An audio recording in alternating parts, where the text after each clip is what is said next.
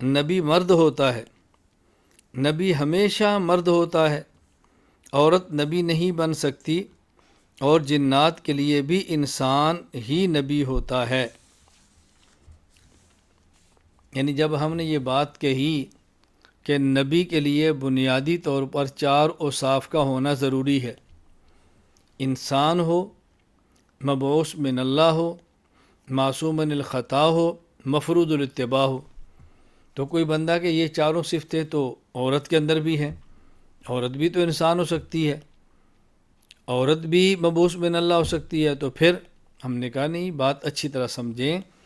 جب ہم یہ بات کہتے ہیں کہ نبی کے لیے ضروری ہے کہ انسان ہو، تو ایک ہوتا ہے انسان کامل، ایک ہوتا ہے انسان ناقص۔ اس انسان سے مراد انسان کامل ہے،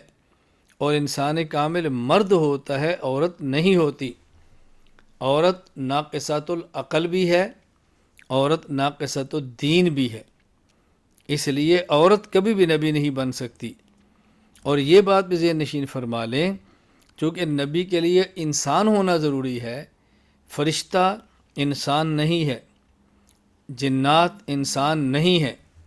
اس لیے جس طرح فرشتہ نبی نہیں ہو سکتا، اس طرح جن بھی نبی نہیں ہو سکتا، تو جنات کے لیے بھی نبی انسان ہی ہوتا ہے، انسان کے علاوہ فرشتہ یا جن یہ نبی نہیں ہو سکتا۔